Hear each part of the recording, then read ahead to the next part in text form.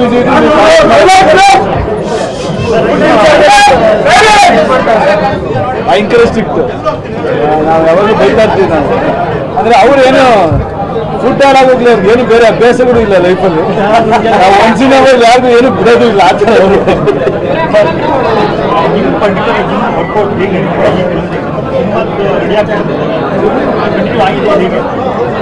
Same ಯಾವಾಗಲೂ ಅಷ್ಟೇ.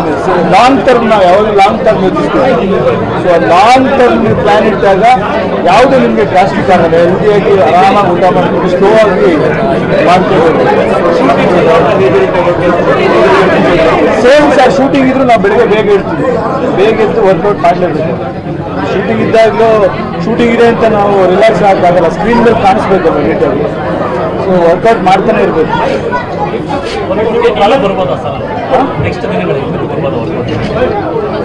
ಬರ್ಬೋದು, ನೋಡ್ಬೇಕು. ಚೆನ್ನಾಗಿದೆ ಅಂತ ಹೇಳ್ತಾ ಇದೆ ಎಲ್ಲ ನಮ್ಮ ಹುಡುಗರೆಲ್ಲ. ತುಂಬ ಅಡ್ವಾನ್ಸ್ಡ್ ಆಗಿದೆ ಇದು ಅಂತ. ಸೊ ಯಾವಾಗಾದ್ರೂ ಮತ್ತೆ ಒಂದೆರಡು ದಿನ ಬಂದು ಮಾಡೋಣ ಅಂತ ಅನ್ಕೋತಾ ಇದ್ವಿ. ರಿಕವರಿ ಎಲ್ಲ ಚೆನ್ನಾಗಿ ಮಾಡಿದ್ದೀನಿ ಅಂತ ಹೇಳ್ತಾರೆ.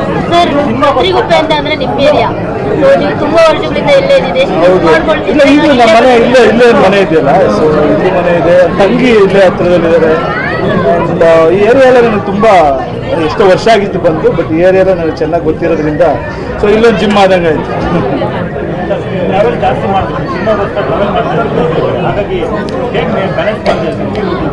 ಏನಿಲ್ಲ, ಅವ್ರನ್ನ ಎತ್ತಾಕೊಂಡು ಹೋಗೋ ಜೊತೆಲಿ ಅಷ್ಟೇ.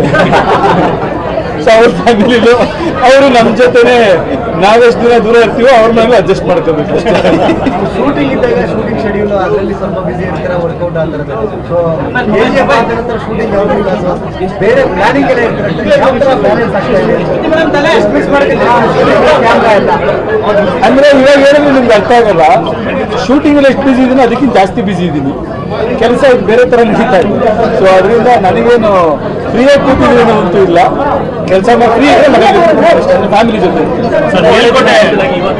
ಅದಕ್ಕೆ ಬೇಗ ಮೇಲ್ಕೋಟೆ ಒಂದು ನಮ್ಮ ಮೈಂಡಲ್ಲಿದೆ.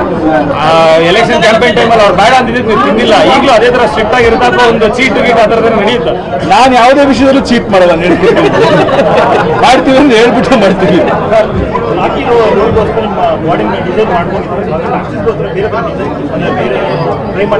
ಈಗ ಅದ್ರ ಬಗ್ಗೆ ಅಫ್ಕೋರ್ಸ್ ಪಾತ್ರಕ್ಕೆ ಏನ್ ತಗೊಂಡಿರುತ್ತೆ ಅದ್ರ ತರ ಮಾಡ್ಬೇಕು. ಸ್ನೇಹಿತರಿಗೋಸ್ಕರ ಬಂದು ಜಿಮ್ ಇನಾಗ್ರೇಟ್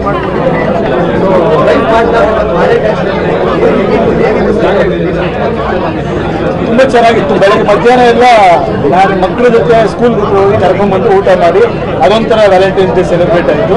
ಈಗ ನಾವು ಹೋಗ್ಬೇಕು. ಗೊತ್ತಿಲ್ಲದೆ ಹಾಕೊಂಡ್ಬಿಟ್ಟಿರೋರು ಇವರು ವ್ಯಾಲೆಂಟೈನ್ಸ್ ಡೇ ಅಂತ. ನಾನು ಗೊತ್ತಿಲ್ಲದೆ ಓಕೆ ಸರ್ ಅಂತ ಹೇಳ್ಬಿಟ್ಟೆ. ಆಮೇಲೆ ಗೊತ್ತಾಯ್ತು 14th ಇದು ಅಂತ. ಸೊ ಎನಿವೇಸ್ ಕೇಳಿ ಎಲ್ಲರೂ ಅದೇ ಆದಷ್ಟು ಬೇಗ ಶುರು ಆಗುತ್ತೆ. ಅದು ಕೆಲಸಗಳು ಸ್ಟಾರ್ಟ್ ಆಗಿದೆ. ಬೇರೆ ಥರ ಪ್ರೀ ಪ್ರೊಡಕ್ಷನ್ ನಾನು ನಿಮ್ಮ ಜೊತೆನೇ ನೋಡ್ತಾ ಇರ್ತೀನಪ್ಪ. ನೀವೇ ಏನೇನೋ ವಾರಕ್ಕೊಂದು ಆಗ್ತಾ ಇರ್ತೀರಾ. ನಾನು ಆ ಸಿನಿಮಾ ಮಾಡ್ತಾ ಇದ್ದೀನಿ, ಈ ಸಿನಿಮಾ ಮಾಡ್ತಾ ಇದ್ದೀನಿ. ನಾನು ಹೇಳೋವರೆಗೂ ಸ್ವಲ್ಪ ತಾಳ್ಮೆಯಿಂದಿದ್ರೆ ನಿಮ್ಮೆಲ್ಲರಿಗೂ ಹೇಳ್ತೀನಿ. ಸರ್, ಯಶ್ ಅವರು ಈಗ ನಮಗೆ ಜಾಸ್ತಿ ಸಿಗಲ್ಲ, ಆದ್ರೆ ನಾವು ಏನೋ ಅನ್ಕೊಂಡಿರ್ತೀವಿ ಚೇಂಜ್ ಆಗಿದ್ದಾರಲ್ಲ ಏನೋ ಅಂತ. ನೀವು ಯಾವುದು ಚೇಂಜ್ ಆಗಿಲ್ಲ. ಅದೇ ಯಶ್, ಅದೇ ಅಜಯ್ ಜೊತೆ ಹಂಗೆ ಕೂತಿದ್ದ, ಅದೇ ಫ್ರೆಂಡ್ಸ್ ಜೊತೆ ಹಂಗೆ ಕೂತಿದ್ದ, ಹಾಗೆ ಇದ್ದೀರಾ. ಚೇಂಜ್ ಆಗಲ್ಲ. ಅದು ನಮಗೆ ತುಂಬಾ ಇಷ್ಟ ಆಯ್ತು ಸರ್. ನಾವು ಏನಕ್ಕೆ ಚೇಂಜ್ ಮಾಡ್ತೀವಿ? ವಿಷಯ ಅಂದ್ರೆ ಸುಮ್ಮನೆ ಏನು ಮಾತಾಡೋಕೆ ಸಿಗ್ಲಿ ನಿಮಗೆ. ಏನೋ ವಿಷಯ ಇರಬೇಕು. ಇದೊಂದು ಸಿನಿಮಾ ಮಾಡೋದ್ಮೇಲೆ ಮಾತಾಡ್ಬೋದು. ನಾವು ಮಾಡೋ ಕೆಲಸದಲ್ಲೇ ಬಿಸಿ ಇದ್ದಾಗ ಸುಮ್ಮನೆ ಮಾತಾಡೋದ್ರಲ್ಲಿ ನನಗೆ ನಂಬಿಕೆ ಇಲ್ಲ ಅಷ್ಟೇ. ಸುಮ್ಮನೆ ಬಂದು ಸಿಗೋದಕ್ಕಿಂತ ಏನೋ ರೀಸನ್ ಇರಬೇಕು, ಅಥವಾ ಮಾತಾಡೋಕ್ಕೊಂದು ಏನೋ ಕಾರಣ ಇರಬೇಕಲ್ವಾ. ಇಲ್ಲ ಸುಮ್ಮನೆ ಏನು ಮಾತಾಡ್ತೀವಿ.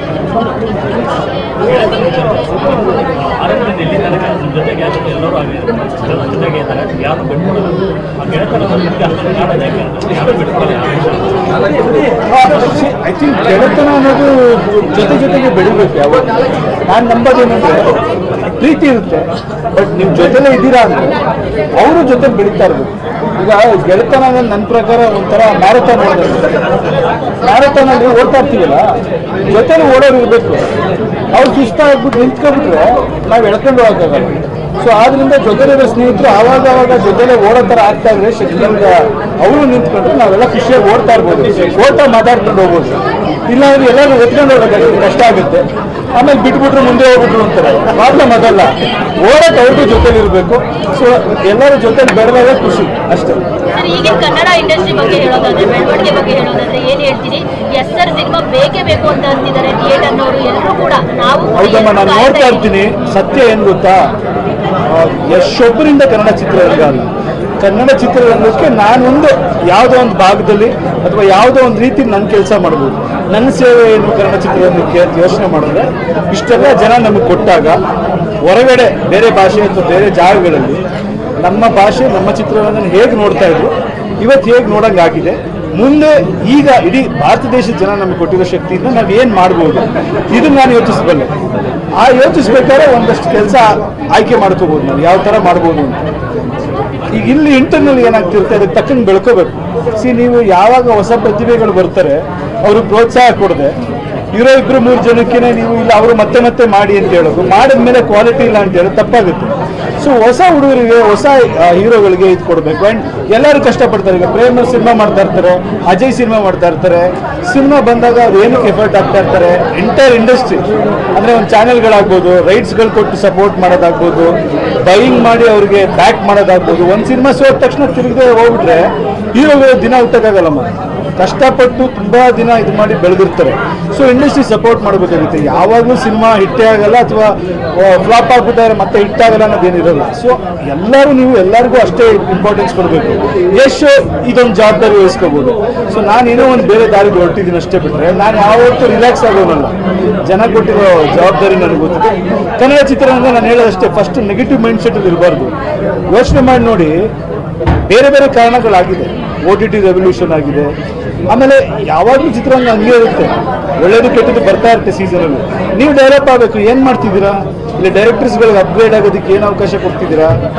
ಅಥವಾ ಒಂದು ಸಿನಿಮಾ, ಈಗ ಪ್ರಶಾಂತ್ ಎಕ್ಸಾಂಪಲ್ ತಗೋಣ. ಉಗ್ರಂ ಸಿನಿಮಾ ಸ್ಯಾಟಲೈಟ್ ರೈಟ್ಸ್ ಯಾರು ತಗೊಂಡ್ರು? ಅವ್ರ ಸಿನಿಮಾ ಸ್ಯಾಟಲೈಟ್ ರೈಟ್ಸ್ ಅವರೇ ಪ್ರೊಡ್ಯೂಸ್ ಮಾಡಿದ್ರು. ನನಗೊತ್ತು ಪ್ರಶಾಂತ್ ಎಷ್ಟು ಕಷ್ಟಪಟ್ಟಿದ್ದಾರೆ ಅಂತ. ಸ್ಯಾಟಲೈಟ್ ರೈಟ್ಸ್ ಯಾರು ತಗೊಳ್ದೆ ಒದ್ದಾಡ್ಕೊಂಡು ಆ ಪಿಕ್ಚರ್ ಎಷ್ಟು ಕಮ್ಮಿಗೆ ಯಾರೋ ಸೆಕೆಂಡ್ ಹ್ಯಾಂಡ್ ಮೀಡಿಯೇಟ್ರಿಗೆ ಮಾರಿದ್ರು. ಏನಾಯ್ತು, ಒಬ್ಬ ಪ್ರಶಾಂತ್ ನೀಲ್ಗೆ KGF ಬಂದು ಆಮೇಲೆ ವರ್ಕ್ ಆಯ್ತು. ಆ ಟೈಮಲ್ಲಿ ನಾವೆಲ್ಲ ನಂಬಿ ಇದು ಮಾಡಿದ್ವಿ, ಅವ್ರ ಟ್ಯಾಲೆಂಟ್ ಇತ್ತು, ಆಯಿತು. ಆ ಥರ ಲಾಸ್ ಆದಾಗ ಇನ್ನೊಬ್ಬ ಡೈರೆಕ್ಟರ್ ಬೇರೆ ಎಲ್ಲ ಹೋಗ್ಬಿಡ್ಬೋದು, ಅವ್ರು ಇಂಡಸ್ಟ್ರಿನೇ ಬಿಟ್ಬಿಟ್ಟು. ಸೊ ಅದು ಯಾರು ಜವಾಬ್ದಾರಿ? ಇಂಡಸ್ಟ್ರಿ ಜವಾಬ್ದಾರಿ. ಸೊ ಯಾರೇ ಒಂದು ಪ್ರತಿಭೆ ಕಾಣಿಸ್ದಾಗ ಸಪೋರ್ಟ್ ಮಾಡಿ ಬೆಳೆಸ್ಕೋಬೇಕು. ಬೆಳೆದಿರೋರನ್ನ ಇದು ಮಾಡಿ ಅದು ಮಾಡಿ ಅಂತ ನೋಡ್ಕೊಂಡು ಕೂತ್ಕೊಳ್ಳೋದಲ್ಲ. ಇನ್ನೂ ಒಂದಷ್ಟು ಹೊಸ ಇವ್ರುಗಳಿಗೆ ಸಪೋರ್ಟ್ ಮಾಡಬೇಕು. ಓಕೆ, ನೀವು ಯಾವುದೇ ಸಿನಿಮಾ ಮಾಡಿದ್ರು ಪ್ಲಾನ್ ಮಾಡ್ಕೊಂಡಿರ್ತೀರ. KGF ಬಂದಾಗ ಒಂದು ಪ್ಯಾನ್ ಇಂಡಿಯಾ ಅನ್ನೋ ಪ್ಲಾನ್ ಮಾಡ್ತೀವಿ.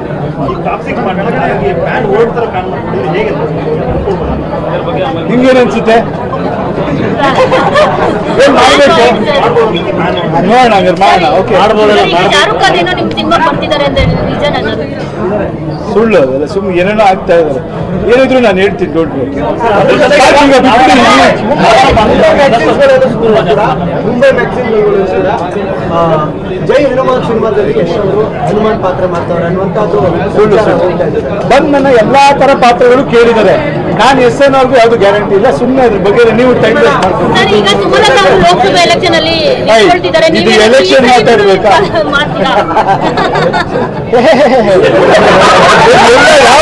ಯಾವ್ದೇ ಕೇಳ್ತೀರಾ ನೀವು? ಸಿಂಪಲ್. ನಾನು ಆಗ್ಲೇ ನೋಡಿದ್ರ ಸುಮಾರು ದಿನ ಆಗಿದೆ ನಾನು ಯಾವ ರಾಜಕೀಯಕ್ಕೂ ಹೋಗ್ತೇನೆ. ನನ್ನ ಗುರಿ ಬೇರೆ ಇದೆ, ನನ್ನ ಕೆಲಸ ಬೇರೆ ಇದೆ. ನಾನು ಅದ್ರ ಕಡೆ ಮಾಡ್ತಾ ಇರ್ತೀನಿ, ಎಲ್ಲೂ ಹೋಗಲ್ಲ.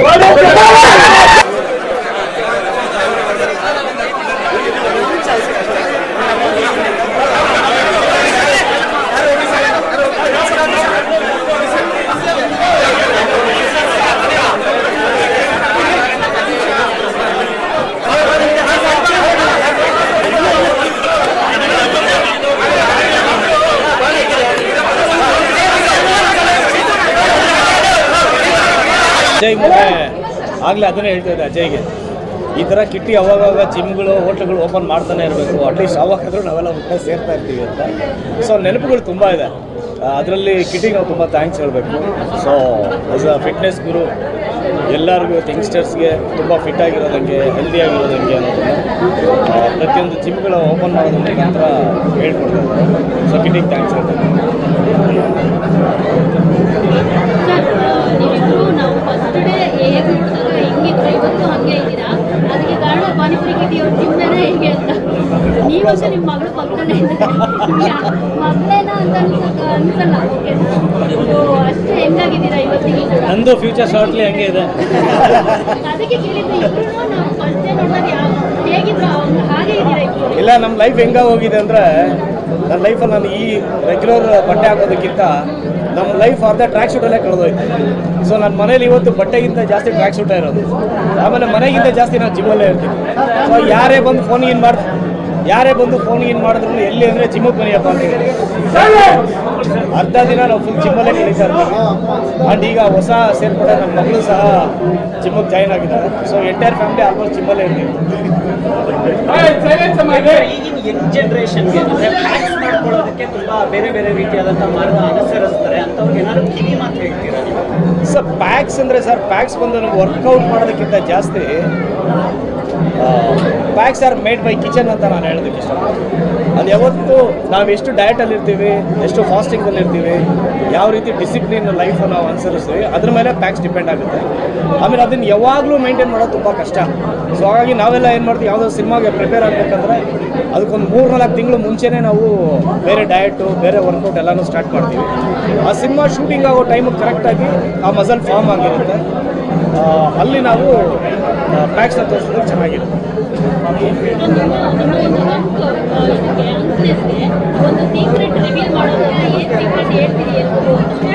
ಏನಿಲ್ಲ, ಖುಷಿಯಾಗಿರೋದು ನನ್ನ ಸೀಕ್ರೆಟ್. ಬೇರೆ ಬೇರೆ ಅನ್ನೆಸೆಸರಿ ಕಮಿಟ್ಮೆಂಟ್ಸ್ ಇಲ್ಲ. ಸಿನಿಮಾ ಅಂತ ಬಂದಾಗ ಶ್ರದ್ಧೆ ನಾವು ಸಿನಿಮಾ ಕೆಲಸ ಮಾಡ್ಕೊಂಡು ಹೋಗ್ತೀವಿ. ಅದಿಲ್ಲದೆ ಇರೋವಾಗ ಫ್ಯಾಮಿಲಿ ಜೊತೆಲಿ, ಫ್ರೆಂಡ್ಸ್ ಜೊತೆಯಲ್ಲಿ ಎಲ್ಲ ಆರಾಮಾಗಿ ಏನು ಟೆನ್ಷನ್ ಮಾಡ್ಕೊಳ್ತೀರಾ, ನೆಗೆಟಿವ್ ಮೈಂಡ್ ಸೆಟ್ ಹೋಗ್ತೀರಾ, ತುಂಬ ಪಾಸಿಟಿವ್ ಆಗಿ ಯಾವಾಗಲೂ ಖುಷಿಯಾಗಿರ್ತೀವಿ. ಅದು ಮೇಯ್ನ್ ರೀಸನ್ ಅಂತ ಹೇಳ್ತೀವಿ.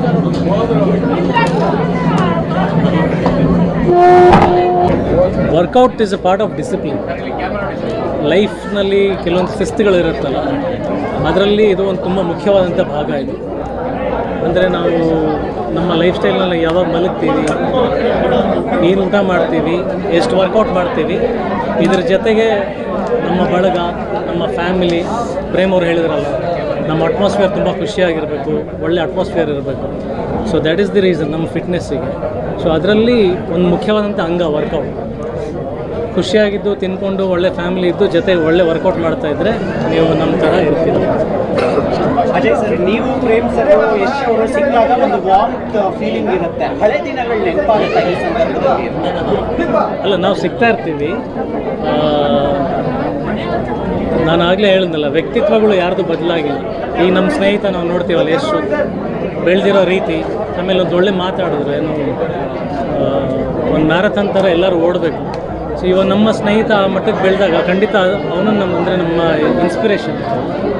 ನಾವು ಆ ಥರದ್ದು ಒಂದು ಸಿನಿಮಾಗಳು ಮಾಡಬೇಕು. ಪ್ರತಿಯೊಂದು ಹೀರೋ, ಪ್ರತಿಯೊಂದು ಪ್ರೊಡ್ಯೂಸರ್ಸ್, ಪ್ರತಿಯೊಂದು ಡೈರೆಕ್ಟರ್ಸ್ ಎಲ್ಲರೂ ಆ ಥರದ್ದು ಸಿನಿಮಾ ಮಾಡಬೇಕು. ಒಬ್ಬರು ಮಾಡಿ ಅಲ್ಲಿಗೆ ಸೀಮಿತ ಆಗಬಾರ್ದು. ನನಗೆ ಗೊತ್ತಿರೋಂಗೆ ಯಶ್ ಕ್ಯಾರೆಕ್ಟರ್ ತುಂಬ ಹತ್ತಿರದಿಂದ ನೋಡಿರ್ತಕ್ಕಂಥದ್ದು. ನಾನು, Prem, Yash, are all old friends. ಅವ್ರ ಸಕ್ಸಸ್ಸಿಗೆ ಖಂಡಿತ ಅವ್ರಿಗೆ ಖುಷಿ ಇದೆ, ಬಟ್ ಅಷ್ಟೇ ಮಾತ್ರ ಸೀಮಿತ ಅಲ್ಲ. ಅದ್ರ ಜೊತೆಗೆ ಇಂಡಸ್ಟ್ರಿನಲ್ಲಿ ಇನ್ನೊಂದು 10-6 ಜನ ಬೆಳೆದಾಗ ಡೆಫಿನೆಟ್ಲಿ ಅವ್ರು ಇನ್ನೂ ಖುಷಿ ಪಡ್ತಾರೆ. ಸೊ ನಮ್ಮ ಫ್ರೆಂಡ್ಶಿಪ್ಪಿನ ಮೌಲ್ಯತೆಯೇ ಅದು.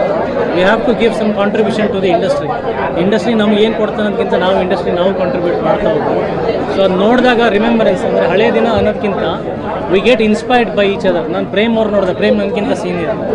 ಅವ್ರು ನೋಡಿದಾಗ, ಅವ್ರ ಸಾಧನೆ ನೋಡಿದಾಗ, ಕೆಲವೊಂದು ಅವ್ರು ಒಳ್ಳೆ ಸಿನಿಮಾಗಳು ಮಾಡಿದಾಗ, ಎಲ್ಲೊಂದು ಕಡೆ ಒಳ್ಳೆ ಮಾತುಗಳು ಆಡಿದಾಗ ಗೊತ್ತಿಲ್ಲದೆ ನನ್ನ ಸ್ನೇಹಿತ ನಂಗೆ ಇನ್ಸ್ಪೈರ್ ಮಾಡ್ತಾನೆ, ಎಷ್ಟು ಇನ್ಸ್ಪೈರ್ ಮಾಡ್ತಾರೆ, ನಾವು ಒಬ್ರಿಗೊಬ್ರು ಇನ್ಸ್ಪೈರ್ ಮಾಡ್ತಿರ್ತೀವಿ. So this is recalling more than ನಾವು ಏನು ಮಾಡಿದ್ವಿ ಅನ್ನೋದಕ್ಕಿಂತ recalling inspiration is the great thing. Okay sir, thank you.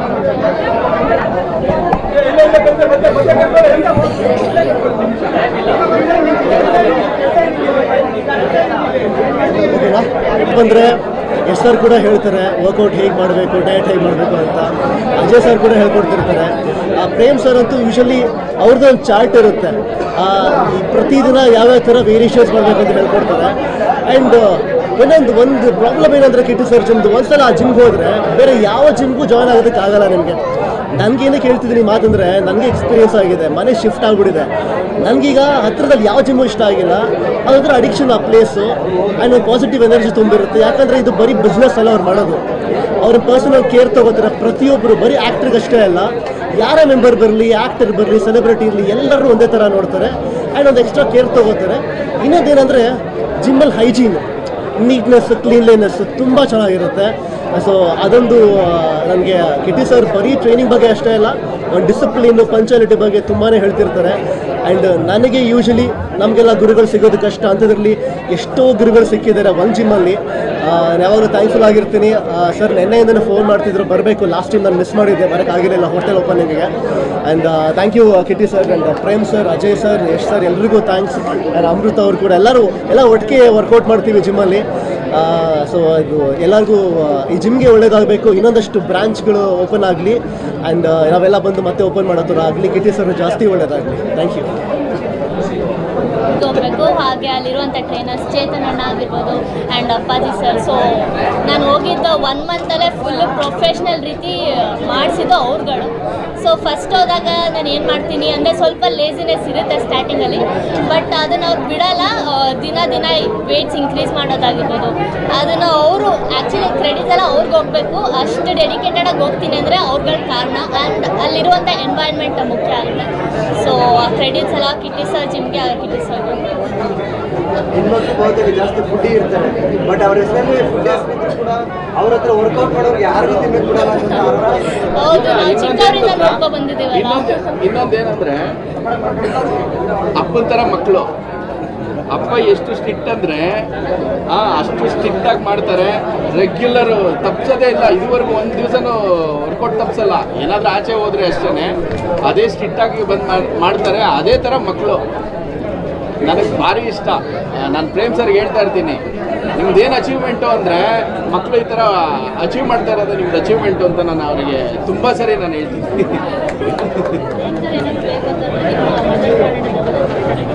ಏನು ಹೇಳಿ ಕೇಳಿಸ್ಲಿಲ್ಲ ನನಗೆ.